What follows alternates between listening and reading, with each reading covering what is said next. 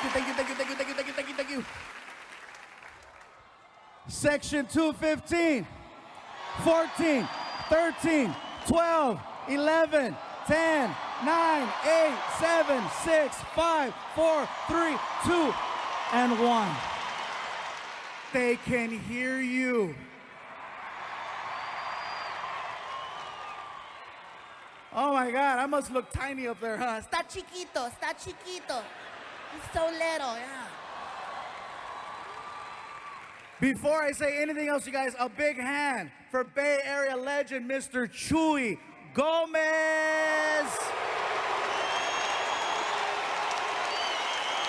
The first man to ever put me on the radio in the Bay Area. Thank you, Chuy. And of course, another big round of applause for my friend, the man, the myth, the legend. Give it up for Martin.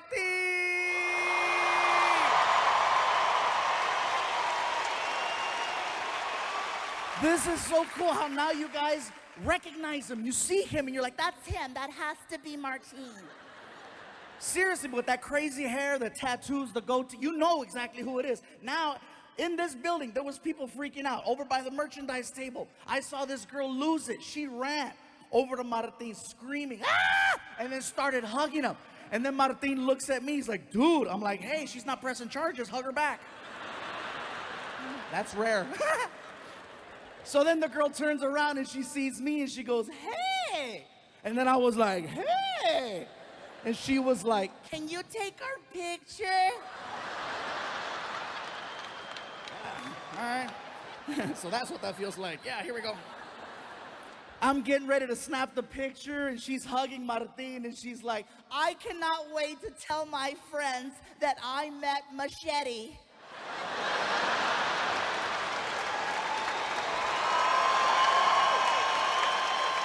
I lost it. I was like, smile, Machete!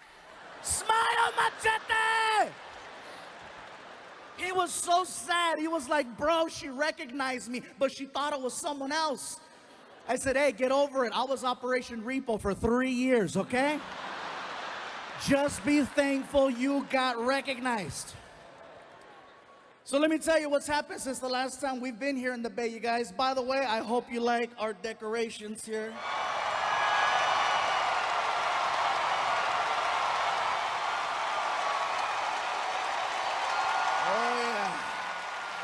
Since the last time we've been here, a couple of things have changed. One of which is I am officially down 100 pounds. Yeah. Thank you. I know some of you in the front are looking at me right now like, Well, how big were you? I know.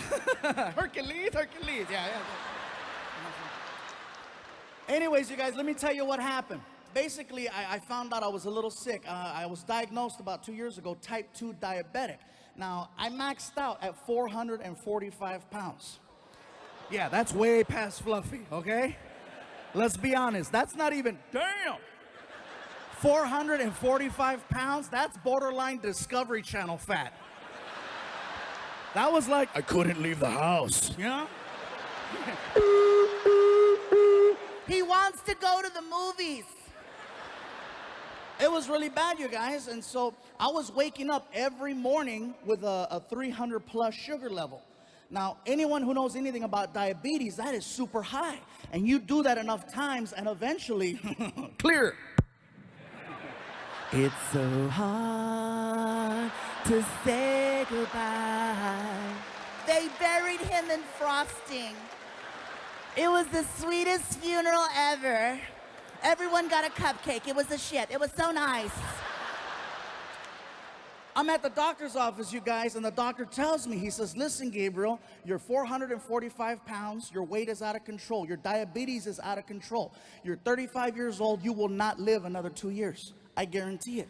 And I got very emotional, you know. I was like, are you serious? He goes, 2 years tops. And I was like, but I just started making money. Well, it's gonna be a nice funeral. I was like, what an ass. So it took a lot for me to finally start doing something about it, you know, because it's not like this is the first time I try to lose weight. This has been happening for a long time, but somebody tells you you're gonna die, you actually wake up. So what it took the support of my friends, my family, and especially, I gotta give credit where credit is due. Martin, you guys, helped me out so much because he's always encouraging me to go to the gym. Let's go work out, bro. Let's go do something. And more importantly than let's go work out is, we're on the road together 46 weeks out of the year, so we eat together a lot, and he's always watching what I eat. And if he sees me reaching for something I shouldn't mess with, he checks me, especially breakfast. That's my favorite meal. I love breakfast. And they always put us at these nice hotels where they give us this continental breakfast with the buffet, and, if I'm eating eggs and bacon and sausage, that's fine. Yes, some of it's fattening, but guess what? No sugar. If Martin sees me reaching for muffins or waffles, he makes a scene. He waits for me to get about 15 feet away, and he starts yelling in front of all the people at the restaurant. Oh yeah, he's still ghetto. I don't care if it's a Ritz-Carlton. Guess what? Machete's here. He starts yelling. He waits for me to get 15 feet away, and then he starts. Really, bro? You're gonna put that in your mouth, Fluffy? You know what that's gonna do to your body? Hey, have some self-respect. And he makes me cry at breakfast. I'm sad. I'm like, I don't want the muffin. I don't want it. I don't want the muffin. I'm not a little whore. I'm not a little whore. But see, that is a real friend who would check me and remind me, hey, bro, get mad at me all you want. I just want you to live. And I got to respect that. That's why I love that dude, And in turn, sometimes I got to check Martin. Yeah. Believe me, you guys. It goes both ways. Sometimes I have to check him. Not about his weight, but he has his demons too. Believe that. Yes, sometimes there's limited space at the hotels where we're staying at. So sometimes we got to double up on a room. And every now and then, Martino brings some random girl to the room at 3 o'clock in the morning, wakes me up. I got to look at him and say, really, bro? You're going to put that in your mouth?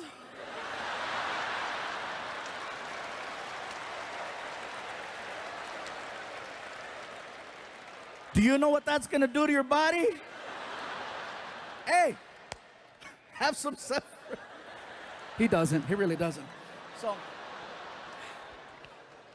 So let me tell you guys, I'm in the doctor's office and he tells me, he says, listen, Gabriel, obviously working out isn't cutting it.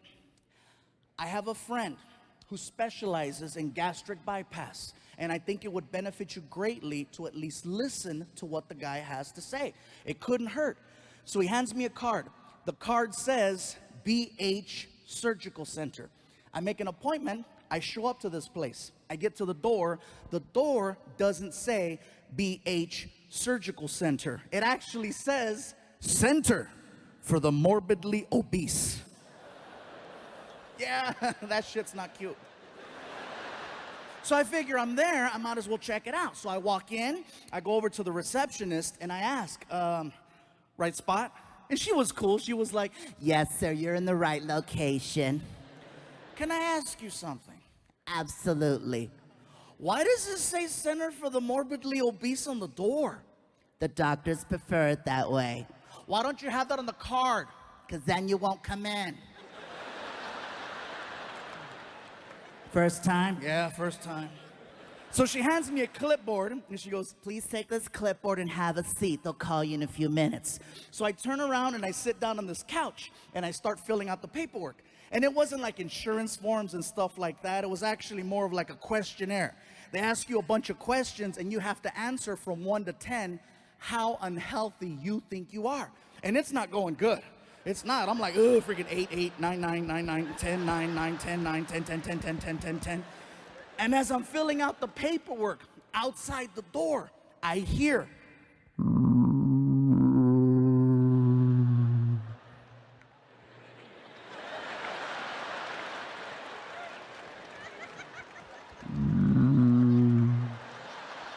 All of a sudden, the door opens up, and this dude walks in. Freaking.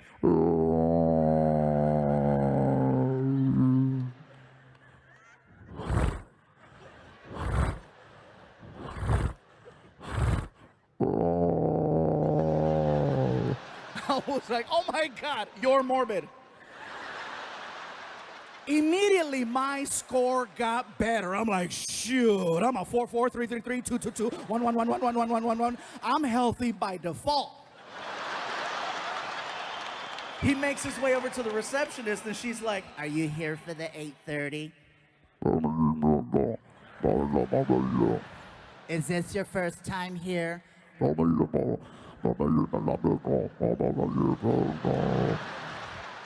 Because the doctors prefer it that way. Because then you won't come in. Oh, God. Take this clipboard and have a seat. They'll call you in a few minutes. So he turns around, and he looks at me and my sofa, and he's like, I swear it was like the opening scene to the movie Pacific Rim. He's like, I was like, ah! No, no one's sitting here.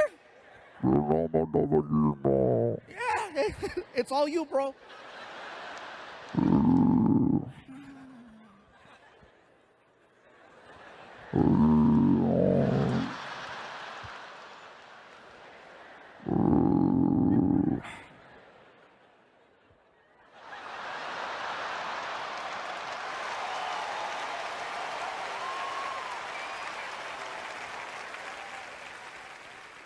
He turns around and he lines himself up with the sofa and he starts doing this little shuffle backwards. Now keep in mind, I see this coming towards me, right?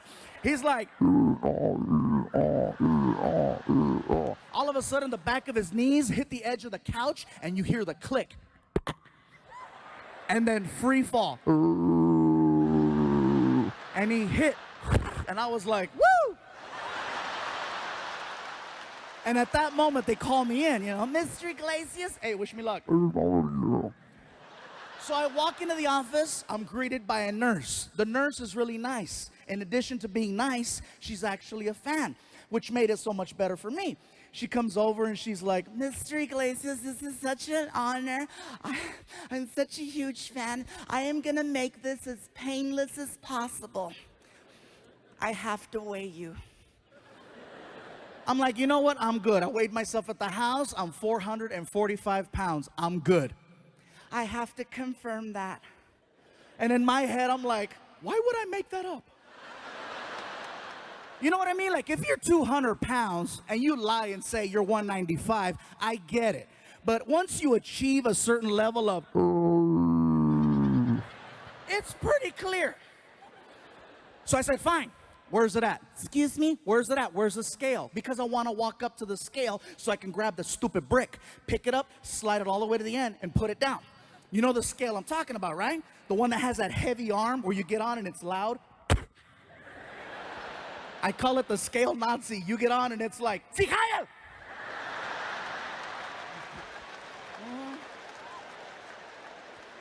She starts laughing. She goes, Mr. Iglesias, you are so silly. Actually, our scale is industrial.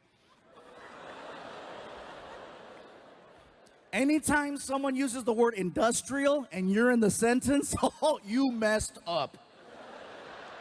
She goes, Mr. Iglesias, it's built directly into the floor. Stand on the little X. I'm like, oh my God, I'm a semi. And then she gives me instructions. She goes, Mr. Iglesias, listen, stand still. I'm going to press the little button on the wall. It's going to make a sound, and then your weight is going to appear in the little window. And I'm like, make a sound. In my head, I'm like, I hope it's not, you know. So I'm bracing myself. I'm waiting. I'm like, ugh. And then she presses it, and it was actually cute. It was like a casino sound. It was like, hold on, my shoes. You're laughing. It's 3 pounds, bro. So then she walks me into the doctor's office. I sit down. Doctor walks in, and we spoke for an hour. In a nutshell, what he says is that he wants to take my stomach, which in his opinion is the size of an NFL football, and he wants to cut it and make it the size of a hard-boiled egg. Therefore, you only eat this much, and you lose weight with time. Problem with gastric bypass is that if you don't stick to their program religiously, not only will you not lose weight, you will gain weight. and you'll have a series of complications. And then he asked, do you travel a lot? I'm like, I'm on the road 46 weeks out of the year. He goes, this is not gonna work for you. I'm like, I agree, I like 2 eggs. I said, well, what should I do? He goes, I don't know, but this isn't gonna work. So I left the office. I was bummed out, you guys. I get in my car. I was so depressed because I'm like, someone told me I got 2 years to live. Surgery is my last hope. And so I started crying. I was sad. I was in the car. I'm crying. I'm like, what the hell am I gonna do? And the only thing that could cheer me up was a drive-through. And I know that sounds crazy. Some of you are like, Isn't that what got you in that position to begin with? yes, but it's the only thing that made sense.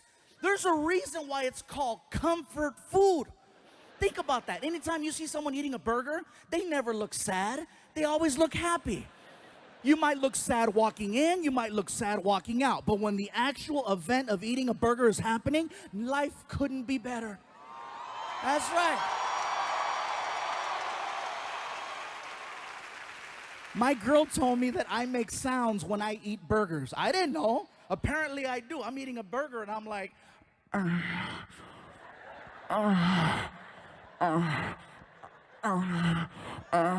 She was like, are you eating that or are you eating that?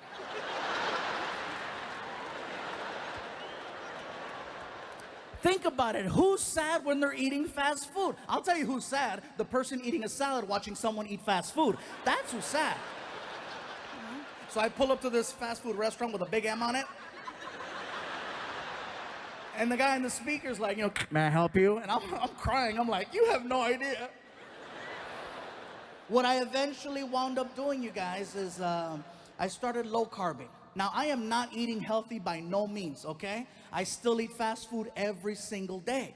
And people question it. How do you eat fast food and lose 100 pounds? I'll give you an example.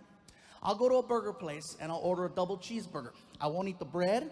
I won't eat the onions, the tomato, the ketchup. I'll eat the meat, the cheese, the mayo, the mustard, and I'll order up to 3 with like 3 diet sodas. And people go, That's unhealthy. The cholesterol's gonna kill you. I agree. But guess what? Cholesterol is gonna take 10 years to kill me. Diabetes is gonna do it in 2. Right now, I'm winning by 8.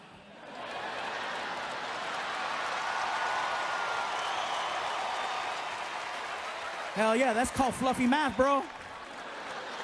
There's a lot of people mad in here right now. Fluffy found a loophole. Yes. So I started low carbing, I started doing yoga, and I know that sounds like a joke right there. Yeah, some of you are like, he means yogurt. No, yoga. Freaking DDP helped me, and then I started lifting weights, and it's kind of hard for me, guys, because now I have people at my shows telling me, We're noticing there's a little difference. You're a little less fluffy. What's gonna happen if you keep losing weight? What are we gonna call you? What are we gonna call you? I lift weights, call me Buffy, I don't care. The point is that I'm not trying to lose weight for vanity's sake. I'm very secure. The point is that I'm trying to lose weight so I can be around for my family, so I can be around for my friends, and so I can be around for you.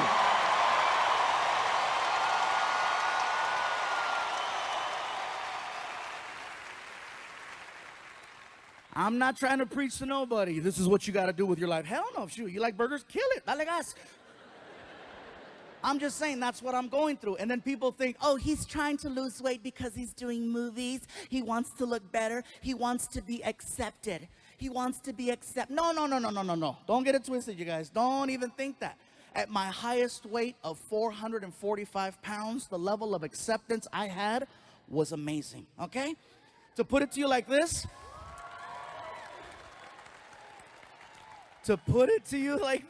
at 445 pounds, there was women throwing themselves at me.